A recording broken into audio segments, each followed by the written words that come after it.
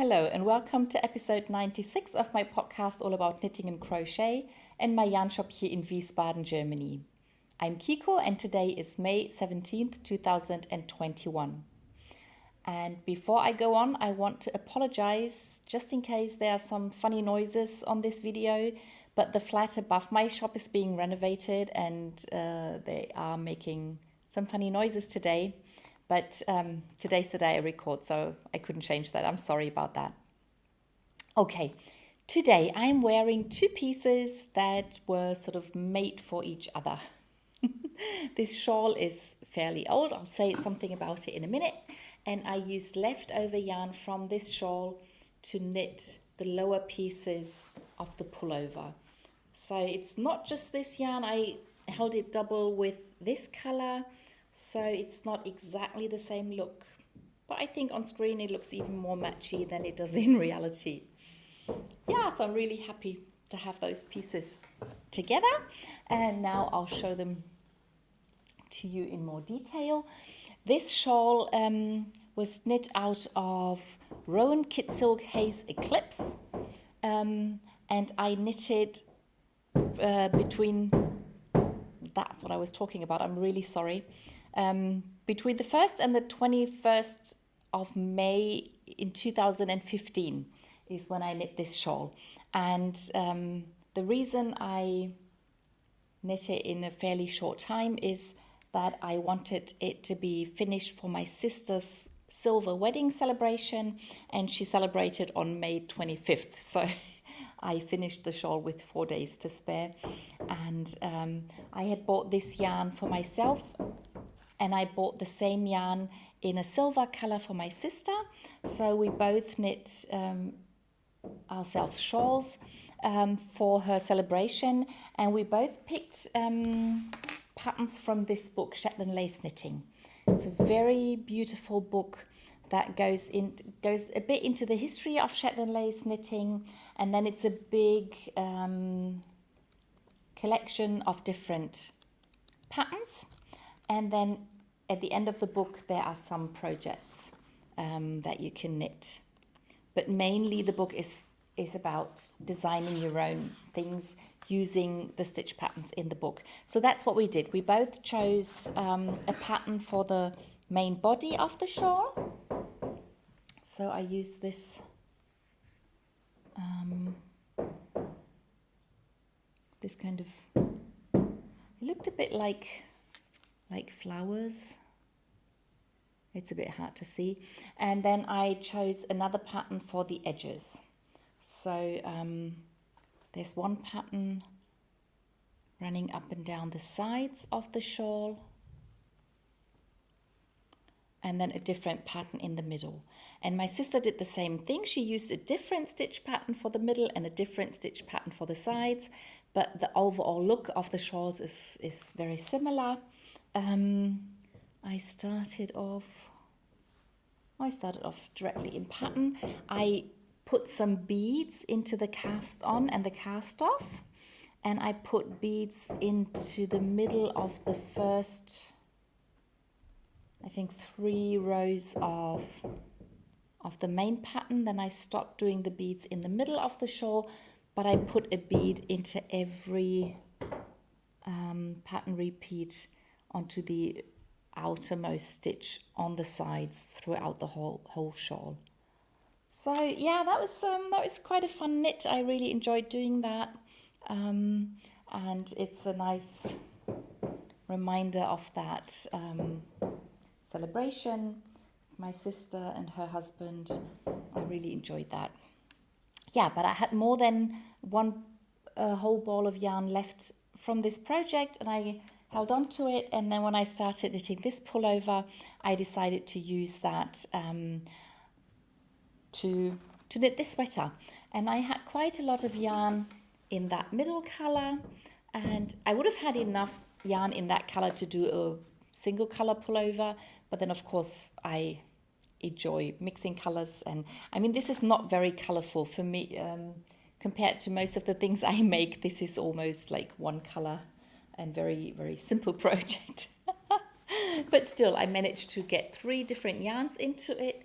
So the top I used one yarn was the main color and one yarn was a lighter mohair silk blend with some glitter in it, but in a different color, and I don't remember which yarn it was, but it should be on my Ravelry page. And then in the middle part I held the main yarn doubled, and then the bottom part is this yarn, one strand of this yarn and one strand of the main color. And yeah, this is what the pullover looks like on me. I'm really, really happy. It's very cozy, and yeah, it's not very long, but I really like it, and I'm very happy. And now I get to wear these two things together, and I think that's great too. So I'll wear it like this. Shows a bit more, shows the pattern a bit more. Okay, so that's all about what I'm wearing today. And then on to finished objects. I have one finished object today, and I have one new cast on. So I think that's quite a good balance. Plus, I picked up a very old whip. So I'll tell you all about that in a minute. But first, my finished object. I finished my cotton modern art circular yoke. Yeah, it's more like a t-shirt than a t-shirt than a pullover. Yeah, but I finished it. I think last week I had already finished the sleeves, so I had short sleeves, and I planned on doing it a fairly short pullover. It's not really cropped, as I'm not very tall. It would be cropped on a tall person, but yeah. So I continued doing the waist decreases until I hit my waist, and then I increased the same ratio as I did on the sleeve ribbing, and then I knit the ribbing. I really liked the way the colors were moving around here. When I started the ribbing, at first I thought the colors would just stack, and I didn't really like that at all. I wouldn't have wanted like a dark blue stripe like that, and then a light blue, and so on. So I tried to knit a bit tighter to make the colors move, and then they moved around beautifully. And this line shows where the one ball of yarn was finished, and I added on the next, and I didn't try to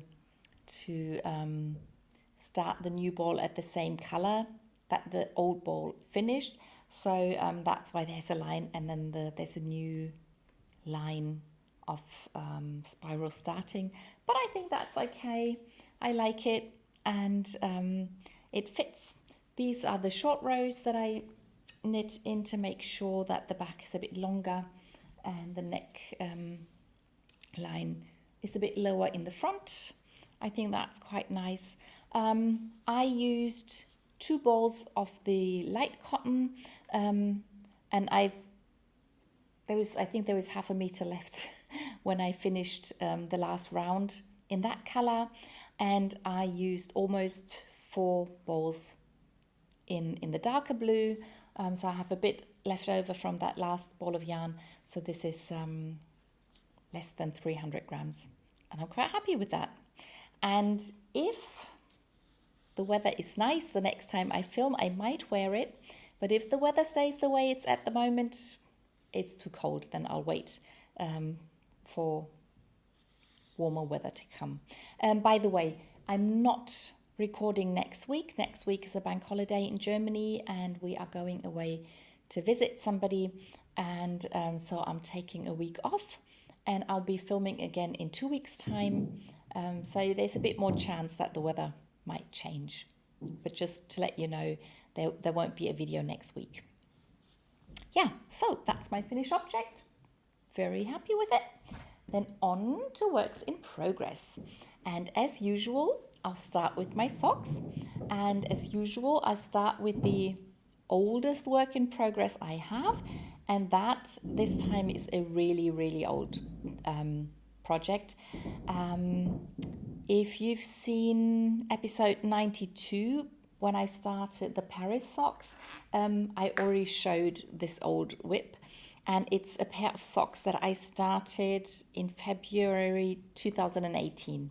So this, back then I finished the first sock, I show that in episode 92. I forgot to bring it today, unfortunately. But I continued knitting on the second sock. So back then, my plan was to write down the pattern as I knit the second sock. And I never felt like writing the pattern, so I never finished the second sock or never knit on it. And now that Mina Phillip has published her Paris socks and they're very similar, I decided I won't write down the pattern, and I thought, why not finish the second sock now? So this is what it looks like. It's a sock yarn by Filda, and I used a single color yarn to show off the pattern. But as I said, I'm not going to write down the pattern now. And 3 years ago, I'd finished the cuff and I'd knit the first 2 rounds of the pattern. And that's all I had done. And now I knit those 3 pattern repeats, or rather 1.5 pattern repeats. Really happy to be working on this again.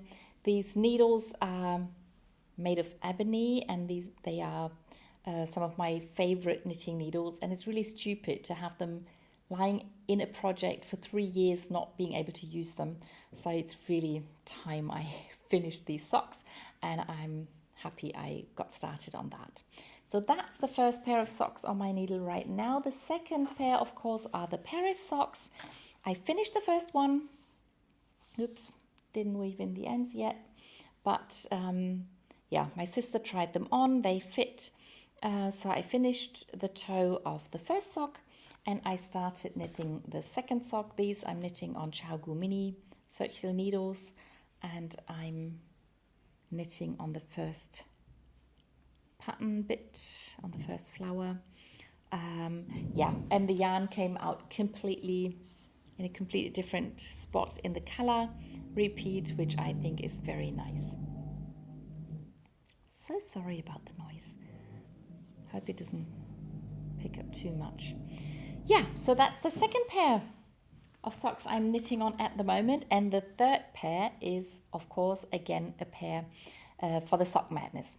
So Sockmadness 15, we are on round 4, and the pattern dropped Friday night, just before I started a Zoom conference. So I couldn't start knitting, or couldn't even start picking the colors until after I finished the Zoom conference. And then it took me a long time to figure out which yarn to use. The pattern uses 3 different colors, and the pattern says if you use a single color for the main color, you can use whatever you like for the contrast colors. But if the main color has several colors in it, then the contrast colors have to be single color yarns. So after a long debate with myself, I decided to use this Opal subscription yarn, abo yarn. This must be fairly old. So I had it at home and not in my shop. So it's probably at least 4, if not more, years old. But I really like it, and I saved it for something special, and I think this is something special now.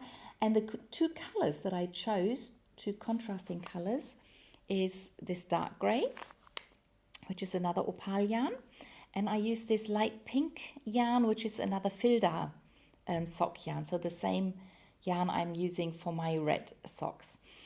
So I decided to use these 3 colors, and then the first thing you do before you start knitting these socks, you have to cut your yarn and make 16 of these little butterflies in each color. So I have 16 of these and 16 of these. It did pain me a little to be cutting up my yarn like this, but it's for a good reason. So then, once you've done that, you can start knitting. And then the cuff of the sock is knit with the main color and with one of the contrast colors. So I was knitting with the main color, and I was using 8 of the dark gray butterflies. And then when you start knitting the pattern, you add in another 8 butterflies in the other contrast color. I really wish they would stop working. So this is the leg of my new sock. The pattern is called little Etude by Kawa Coffee. Not quite sure how to pronounce that, but that's the designer's name. And she designed these beautiful socks. And the only difficulty with these socks is really that you are working with 17 different strands of yarn. And in order to not get them mixed up, she tells you to, now they're a bit mixed up because of traveling here, but what you do is you have your main color and then you use one of those long knitting needles and you put the butterflies on this needle. So I have already knit the heel and cut off 7 of the butterflies. So instead of 16, I only have 9 left, but this is what it looks like. So I have my knitting, I have this needle with the yarn on it, and then I knit with all the different strands of yarn, and then after every round I can let it hang like this and it can untangle. So because I turned the sock around, all the yarns turn in themselves, and then I lift it up and then they can unwind. I think it's a very good idea. I saw somebody on Ravelry who used like a very big stitch holder needle, and I think that's even better than this because then you can close it and they can't slip off. It's happened to me once that one of those butterflies slipped off, but I didn't have the big one at home, but I have one here, so I might transfer them later, and for the second one I'm going to use one of those big stitch holder needles. And if you're not sure what I'm talking about, once I've transferred it, I'll take a picture and put it on my Ravelry page, and you can have a look at it then.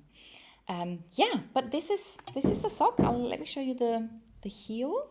So it's quite it's an interesting heel construction. It's a heel flap, but it's sort of knitting garter stitch, but with a slip stitch. You slip every other stitch, and you still knit garter stitch. It's a bit weird, yeah, but it looks nice. It feels nice. I've turned the heel, I've picked up the stitches, I'm still working on the decreases. Yeah, so this sock is not quite as long as the last 2 pairs were, so we're not knitting over knees after all. And yeah, this is what it looks like. So now I'm only knitting the pattern on the top of the foot, and the bottom, the sole, is just simple stockinette. And as I said, I haven't finished the decreases yet, and I really like them. And I'm thinking that this might be the first pair of Sockmadness socks that I might actually keep for myself. They are a little bit big in the leg, but that's okay. I can wear them on top of stockings or another pair of socks, and that'll be fine. And I know that I will have to shorten them because the minimum length is always too long for me, but that's okay. I don't mind doing that. And it's a really fun knit. So once you've got everything organized, that's the hard bit with this pattern, but once you get yourself organized, it's not really difficult to pick up the right strand of yarn to use for each of your stitches. The pattern itself is very beautiful, and yeah, it's just a beautiful pattern that's not as difficult to knit as it looks. It's just managing the strands of yarn, and once you've done that, it's not difficult. One problem though is you have lots and lots and lots of ends to weave in. So I did as the designer recommends. I've already tucked in all the stitches from the beginning of the sock. I haven't sewn in the ends that I cut off after I finished. After I finished the heel, you cut off the yarns that you don't need anymore because there's no pattern on the sole of the sock. Yeah, so that I still have to do. So that's all the socks I've been knitting last week. Oh dear. On to my pullovers or dresses or clothes. I have continued knitting on the Gletscher tunic or dress, and as I said last week, I put in the ribbing on the neckline, This must be the back, this should be the front, yeah. So I just picked up stitches and knit some ribbing. Looks quite wide when it's not worn, but once I wear it, it looks really nice and it fits. So I did that and I started the first sleeve. I think had I already done the last rounds of the yoke? I think I did. So this is the second color that I'm using. That was the first color I used, the first color for the ribbing, and now I'm completely done with the first color. I'm now knitting the sleeve on just the second color. Haven't done a lot yet, as you can see.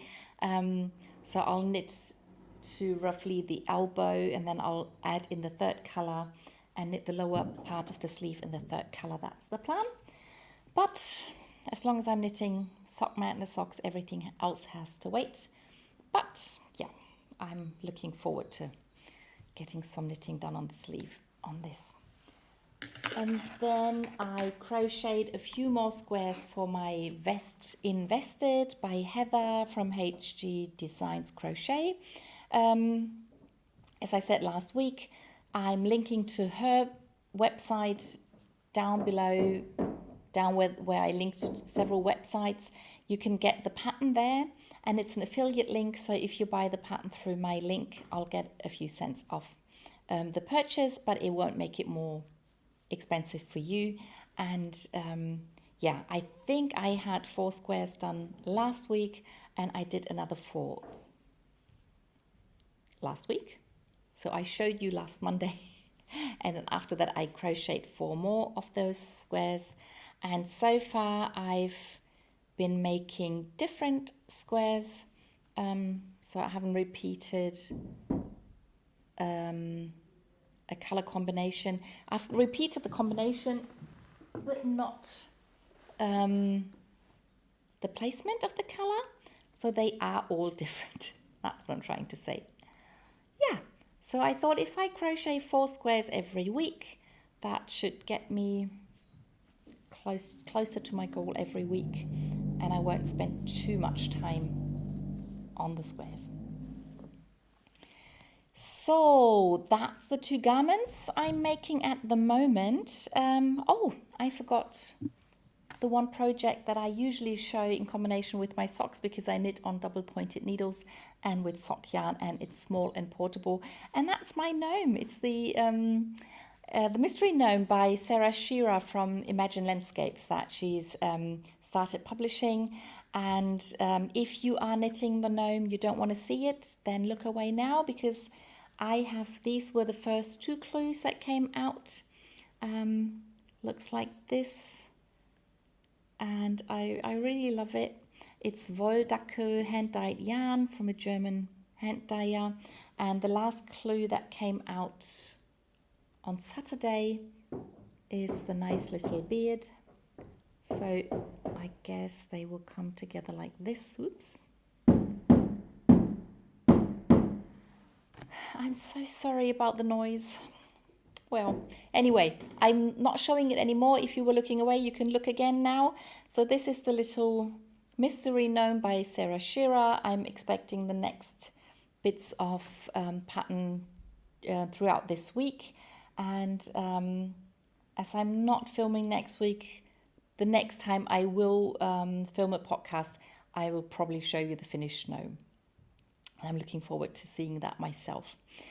Yeah, so because of the Sockmadness, I did not crochet on the dinosaur blanket. Really sorry about that. I did not crochet on the dishcloths, which isn't quite as bad because I can take my time with that. But I had finished my square for the Optic blanket that I am working on, and I made sure I finished that before the Sockmadness comes out, and I'm glad I did. And I not only knit 1 square on the blanket, but I also knit a second square for the pillow cover, cushion cover that I'm planning to do, that I want to use for the tutorial for how to sew them together. So I have these 2. I will make another one by itself, and I will make one that I attach to one of these squares So I have one line of where I can see what it looks like when you knit the squares together, and then the other 3 seams I'm going to sew. So that's that. And the square on my blanket that I knit last week is this one. And this is leftover yarn from the kangaroo loafer and the pants that go with it. Kangaroo shorts or something by Stephen West that I knit I think 2 years ago, and this was the color I started the pullover with. And then I in the beginning of the pullover I held this yarn double, but I didn't have a lot of it, so throughout the rest of the front of the pullover I held it double with a different blue yarn, and then for the front part of the shorts I also used this with the other blue color, and then I only had a little bit left over and I used that for this square of the blanket. And now I have this cross-shaped part of my blanket, and then this week, as soon as the Sockmadness socks are done, I will start knitting corners into this square. And then, because it's 2 weeks until I film again, I should have 2 of those corners done.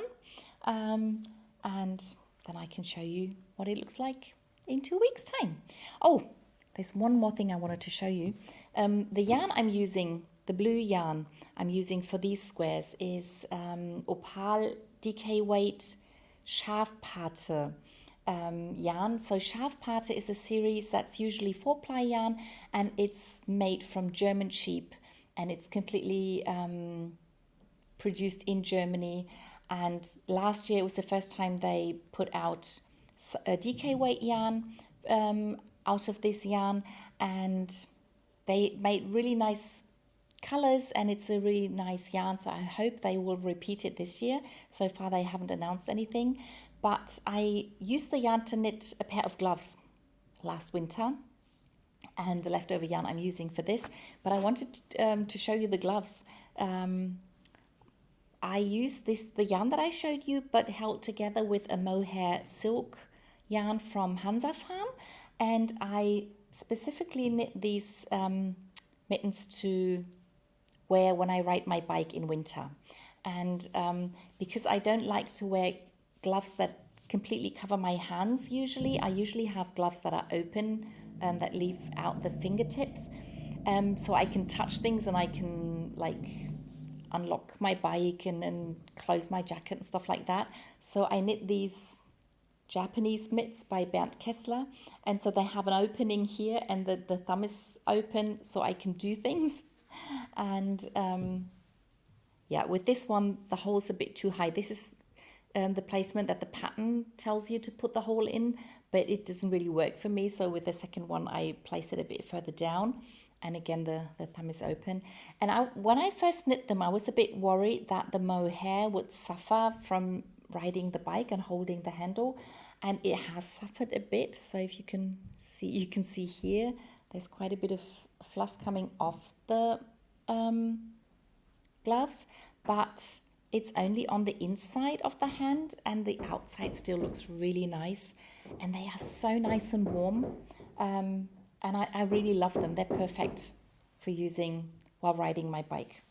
Yeah, just wanted to let you know. So I'll take this fluff off at some point, and it's going to felt a little in here, but even though it may not look too nice, but it'll make it only warmer, so I don't mind about that. Yeah, just wanted to let you know about that. And that was everything I knit and crocheted last week. I hope you enjoyed it, and I'll see you in the next one in 2 weeks' time. Bye!